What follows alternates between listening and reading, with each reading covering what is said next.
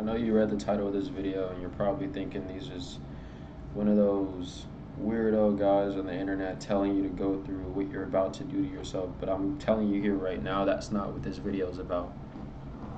I will never be someone online in person that will ever tell someone to end their own life, because I've been in that spot and I know just how painful it is.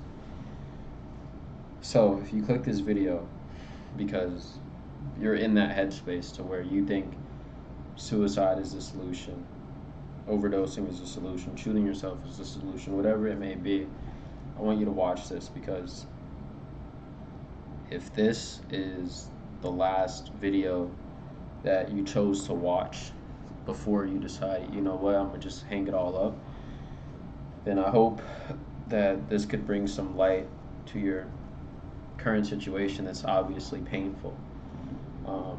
But I want to tell you, watching this behind the screen, that you're not alone in this fight. You're not alone in the way that you're feeling. You're not the only person in the world that has felt the way that you feel now, or currently feels the way that you feel now.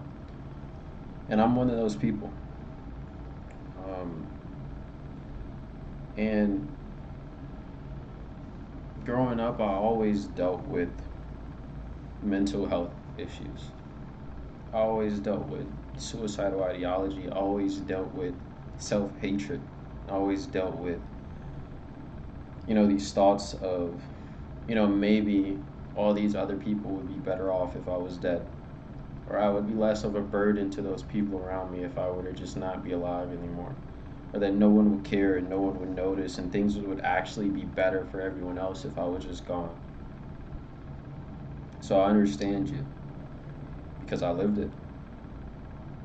And I guess I can take you guys back to when I was 13 years old, 14 years old. Um, that was the first time I had tried to end my own life. Thank God, you know, I was stopped by my stepbrother. But this wouldn't be the first time that I would think or that I would attempt to end my own life. And you know, I obviously don't know exactly what it is that you're going through, man. I obviously don't know what exactly is pushing you to that point, but what I can tell you is what pushed me to that point, and why I'm grateful that I'm still here, and why and how I was able, to hold on, and why I'm glad that I did. So, like I was saying, I always dealt with these mental health issues. I'm diagnosed, quote unquote, with derealization disorder, depersonalization disorder, depressive disorder, and I was put on antipsychotics for about a year because it got that bad. But growing up, I was always bullied. I always had these thoughts of, self-hatred, and, what I was talking about a bit earlier. And I just felt alienated. I felt weak. I felt less than all the time. And obviously, being bullied on top of that doesn't really help.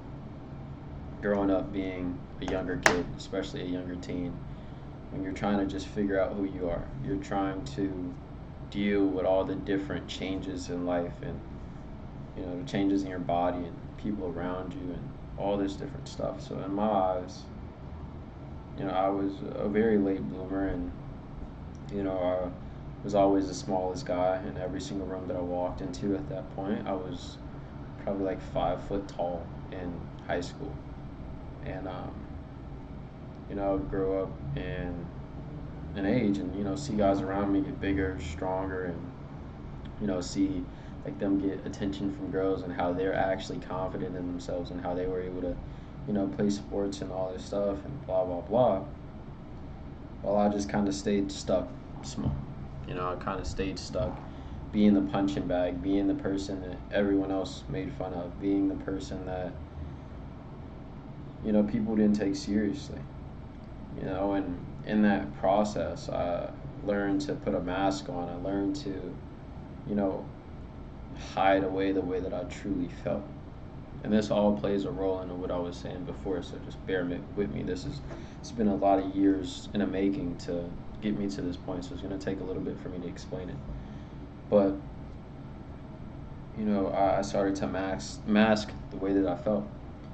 I didn't feel like I could talk to my parents about my suicidal thoughts. I didn't think that I could tell them that I was even depressed because I would feel like an even more of a burden. I would feel like, man, if I tell them about this, they're just going to dismiss it, or they're going to laugh at me, or they're not going to take me seriously, or they're going to, make me feel bad about feeling the way that I did feel back then. And that thought in itself kind of pushed me to hide it even more, to mask it even more, to put away the emotions even more, to, act like that I was okay in front of everyone else. And then when I was alone, I would break down every single time. Um, and as time went by, the depression worsened. The things that I was dealing with at school didn't stop. I grew up with, a family. I'm not going to say that, my parents were like abusive or anything, because I don't want to say that. But, dealing with the stresses of having, a mom and a stepdad that weren't the most stable financially, and, yelled and all this stuff pretty decently, it didn't really help with the stress. So there was a lot of different things compounding, and eventually I got to a point to where I was so sick of the bullying. I was so sick of dealing with the issues at home and not being able to express the way that I felt, and feeling alone and feeling alienated and feeling like, realistically, I was just this burden, and I was this person that no one really would benefit from being around. A burden of a child that, if I was gone, like I said earlier, my mom would, benefit. And it's going to be difficult for me to talk about this, because I don't really talk about, you know, my past mental health issues to this extent. So I probably won't be wording this in the best way, but I'm going to try my best. Um, and fast forward a few years later, we were, 13, 14, 15, 16, 17, and then at 18. So from 13 until about 18 years old was when I was really dealing with the worst of the worst thoughts. It was really bad, like 13 through 14. Then it calmed down a little bit. Um, Someone's calling me on Slack. It calmed down a little bit. Um, 15 through 16, but when I got into college, man, it got the worst. Um, because when I got to college, not only was I this, version of me that had gone through these things and had these previous kind of thought patterns engraved into himself, these previous habits of going back to um, suicide as like the big picture solution to things. Not saying every single day I was thinking about it, but when you're 13 years old and you're thinking about killing yourself dang near every day, and you attempt to kill yourself, and then you try to get a little bit better, as the years goes by, when things get bad again, it's easy to default back to that way of thinking, right? So I'll give you guys a little bit more backstory, because like I said, this is years and years of me trying to kind of fit this all into one little timeline. So 13 was obviously, like I said, I was like the smallest guy in the room, was bullied a lot, I felt alienated, X, Y, and Z. That was a big thing, and dealing with the issues at home, and this like trauma with my mom, and absence of my dad at that point, and all that stuff kind of came together, right? And then I got into the gym, really, really into the gym. I got a lot bigger, and when I got into college, I was just pretty big guy. Like I was 165, 170 pounds, like really, really, solid physique, and I felt better about myself physically. um, but when I got to college, that was when I realized like I didn't really know what I was doing with my life at the time. And some of you may have been following me at that time because I built a following up on TikTok of by up to 350,000 followers. And at my peak, I was doing about 70 to 100 million views a month. So maybe you guys might have saw. But I was really big in the social media game, I guess, or in the world of TikTok, at the very least. And, when I got to college, I realized I'm like, I don't even like I don't like where I'm heading right now. I don't like the way that I feel right now. I don't like the fact that I have absolutely no idea what I'm going to do with my life and that I'm being pretty much pressured to go to school and do something that I don't want to do. And then the thought of, me being in school and me not having any direction and, me dealing with the stresses of class and then obviously me dealing with the effects of, because at the time when I was in college, I was smoking weed all the time, was doing psychedelics, I was partying all the time, I was drinking all the time, and I was taking lorazepam hydrochloride at like 2 milligrams per tablet. And on top of that, I was also injecting 9 IUs of growth hormone a night. So my body was really, really, really being hit with a lot of different things. And, adding the stress on top of that and the bad coping mechanisms on top of that, dude, I freaking lost my mind. Like, I genuinely lost it. I remember like I would be walking to class and I just did not feel like a real human being. I was being so affected by the antipsychotics and all the other things that was going on. Like I literally did not feel like a real person, and the people around me didn't feel real either.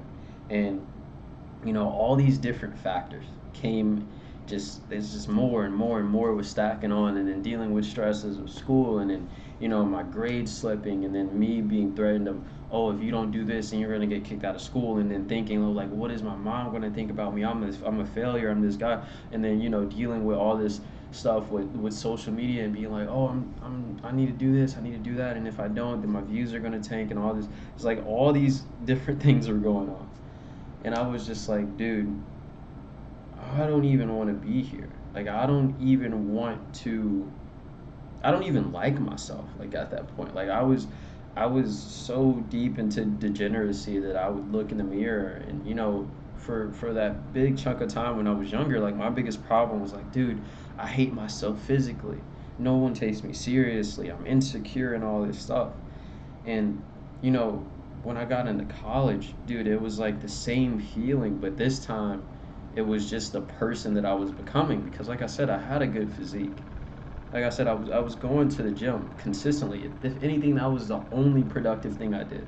I would skip my classes, all this stuff, and the only thing that I was actually doing was just going to the gym. And I would look in the mirror and I'd be like, dude, like who are you becoming? Like you're just smoking weed all the time. You're drinking all the time. You're partying all the time, and you have absolutely no vision for your life. You have absolutely no direction for your life, and you're a loser. Like that was the way that I was thinking. And then on top of that, like just dealing with the normal stresses of just transferring from high school to college and trying to figure out all this stuff. It was a lot going on. Um, and then I'm sorry, I'm freaking talking in a circle, man. But it's hard for me to talk about this stuff. It really is. Like I wouldn't say I don't like talking about it, but me being like this just like raw and transparent and for a long period of time, like this feels kind of this is difficult for me. So if you're still watching this, just sorry for me talking in circles, man. I'm trying to just tell you guys why, you matter and why you need to stay. Um But yeah, when I was in college, it got to a point to where like every single time I would drive to school because, I stayed in state to go to college. Like I was 10 minutes away. I would drive, back and forth from school. And I remember, like the suicidal ideology just hit me like really, really hard, and it stuck around for months. And I remember I'd be driving and I'd be like, dude, the only reason I'm not flipping this car off this road right now is because at the time I was driving my mom's car, and that was literally the only reason why I'm like, dude, I want to just drive off this bridge right now. I want to drive in the oncoming traffic, but I can't drive in oncoming traffic because I'll hurt someone else, you know. And like the only reason I didn't decide to end my own life when I was in college at that point was because of other people. You know, like if I didn't have my mom, if I didn't have the family closer to me at the time, you know, I probably wouldn't be making this video right now. It's just me just being straight up. Like I wouldn't be here, you know. And I remember going to like the therapist on campus and just telling him all the things that I was going through, and it still felt like, man, like no one understands this, dude. Like I don't even know why I feel this way. Like why don't I want to be alive anymore? Like why does it seem like everyone else is able to handle this stuff, and there's me who's literally thinking about just giving it all up, you know. And it didn't help when I ended up dropping out of school, or really getting kicked out of school, because like I said, I was skipping my classes, I was on academic probation, I was coping with all these drugs and stuff. I didn't know what I was doing in class, I didn't know what I was doing with my life, and then I got kicked out of school. And you know, when I got kicked out of school, I was honestly happy about it, because I'm like, you know, the heavy lifting was done for me, because I wanted to drop out, but I couldn't bring myself to do it. Um, and then fast forward a few months, me and my mom get into, you know, a big fight, and before you know it, you know, I'm just out. You know, I'm just out. Like I couch hopped for a bit, maybe like a month or so, and then, you know, that was like, hey, you can't be here anymore. And then I had to be like, dude, what am I gonna do? You know. And then I was pretty much homeless for about 7 months, just trying to figure this stuff out. I'm like, I don't know what I'm gonna do. Um, and you know, obviously, living in an abandoned building and being just like as down bad as you possibly can be as a human isn't a good feeling. You know. But this time, like I wasn't really thinking about ending my own life. I was just I was down, but for some reason I was like, I know things are gonna be okay. And you know, after losing pretty much everything, because you know I was in school, I was getting paid through social media or through TikTok. I was probably making about like maybe anywhere from like three, maybe 5,000 a month from TikTok. It was literally just like stupid videos, and that's it. The income from that ended up getting taken away randomly.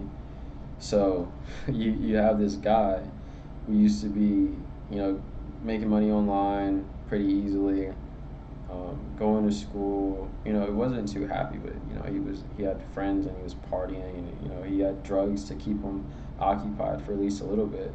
To someone making no money, being homeless, and you know, having really pretty much no one else around him except for like one to two people. You know that it sucks. And you know, I'll take back what I said earlier. Like, I definitely had times where I'm like, dude, I don't even want to live anymore. Like, I didn't even have a toilet. I didn't have a shower. I couldn't really do anything at all, you know?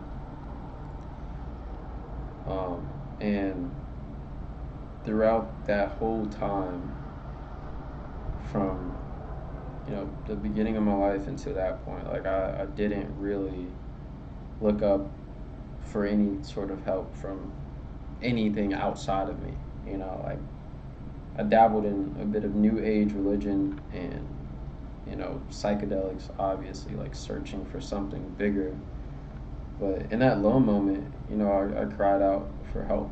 And I was in the back of a truck, and I was looking up at night, and I was just like, God, I don't know where you are. I don't know if you're even going to hear me. And, you know, at that time, I was like, I don't even know if you're real. And I looked up, and I was just like, man, if you're there, just show me and help me, you know. And nothing happened for a few days. And my friend had posted this video, or this picture of him and his fiance, and he would always, talk to me about Jesus and stuff, and I would be like, dude, I'm freaking homeless and wanting to kill myself right now. Why are you talking to me about Jesus? you know? Um, and I would get mad. I would get upset, like, because I'm like, why are you talking to me about Jesus? Like, I'm literally thinking about killing myself right now. Like, I don't want to hear about that. And fast forward, you know, I feel like God spoke to me through, my friends and, even songs that Christian artists had made. And before I knew it, I was just surrendering my life to God. I was like, man, I like the way that it happened was just like so intense. Like the only way that I can describe it is like God had kind of like pierced my heart, and it just like made me, it just made me break down and just really just it was a lot. Like I can't even describe it. And long story short, because I know this is a long video, man. Um, obviously I ended up staying, and I ended up giving my life to Christ. And before you knew it, it took a long time, but I started coaching online full time. I got married. I got obviously my own place, and things got significantly better. But I don't say all that just to toot my own horn or anything. I don't say all that just to be like, oh, look at me, look at me. But it's like, no, dude, because like I said earlier, I don't know your situation. But what I can tell you is this, dude, if I would have killed myself when I was 13, I wouldn't have gotten the joy that I gotten throughout all of these years of my life. I wouldn't have been able to experience, graduating. I wouldn't have been able to experience getting married. I wouldn't have been able to experience, being around friends and people that love me, and be able to feel when it did get better, because it will. It will get better 100%. And if it's not good right now, it means that it's not over with. Like if it's not good right now, it will be. And I know it feels like the opposite when you're thinking about ending your own life, and you're thinking about not wanting to be here. It sucks. I know that. But I'm telling you right here, right now, as someone who has wanted to kill himself and tried to kill himself and struggled with suicidal ideology for years and years and years, I'm telling you right here and right now, dude, you matter. You matter so much more than you realize. And even if you feel like the people around you don't value you, the people around you don't care about you, the people around you, wouldn't even notice if you were gone, because I would think that way back then. Like I thought, like if I were to just disappear, they wouldn't even care. But man, obviously I don't know you guys personally if you're watching this on YouTube. But I care about you guys. I care about you guys enough to get on here and freaking trauma dump about all the pain that I went through, just to have a chance, a small chance of it affecting you behind the screen. If no one else cares, just know I do. And if you don't care about me caring, know that there's a God who loves you and he cares for you. And I know it may not feel like it right now, but things will get better for you. And the best piece of advice that I can give you, if I could just say one thing, man, is just go one more day. And then go one more day after that. And then go one more day after that. Don't think about, man, how am I going to survive next week? How am I going to keep myself alive for the next month? Just keep going one more day. Just keep waking up and going one more day. Keep waking up and trying for one more day. One more day, one more day, one more day. Every single day. And it will, I promise you, man, it will get better. And this life is hard. It's full of suffering. It's full of pain. But I'm telling you, man, it's going to be worth staying, because, the pain that you're feeling right now, and I know this sounds just like bumper sticker gospel, but this is so true. This is so true. It's like the pain that you're feeling right now, man, is nothing compared to the joy that's coming. It may not come exactly tomorrow. It may not come exactly next month. But what I can tell you is that it will.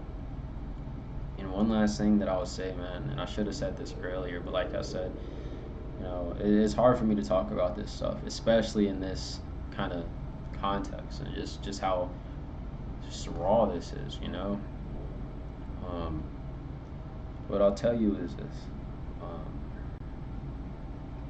I can almost guarantee to you that you don't want to die. I can almost guarantee to you that you don't really want to just end your life just for the sake of ending it. What I can guarantee to you with 99% certainty is that you want the pain that you're experiencing to end. You want the constant cycle of things looking like they're going to be good for once and then it all getting stripped away from you. The constant endurement of the pain that you're going through and whatever it may be in your relationship, in your life, in your health, and whatever it may be, it's you want that to go away. Because I'm sure all of us can look back to one point in our lives, even if it was just for a day or a few hours, so where we were genuinely just happy to be here. Because regardless of how you feel, life is a beautiful thing. And it's full of joy and it's full of things that are worthwhile. And,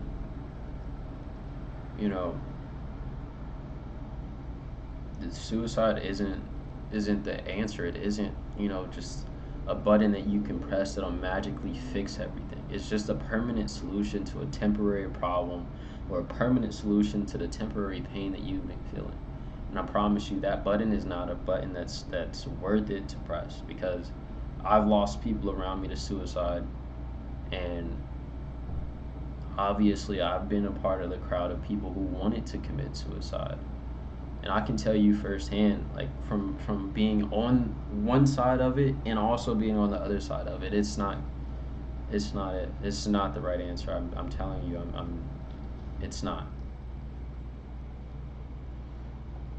Like I said, it's just a permanent solution to a temporary pain, and all that it's gonna do is just spread that pain more and more and more. To the people around you, and I'm sorry for. I don't want to say the wrong thing, man, because I remember being there vividly. But I'll end this video off with this, dude. Just go one more day. Like I said before, go one more day. Give life one more day. Give life another 24 hours, and then keep doing that. And just focus on showing up one day at a time. And I'll promise you it'll get better. I love you guys. Jesus loves you too. And I know this isn't the most perfect video. I know this probably isn't, the most, man, like impactful, like, oh man, this is life changing, because I can only tell you guys from my experience, and from what I've gone through. But I hope this video helped, and I'll see you guys in the next one.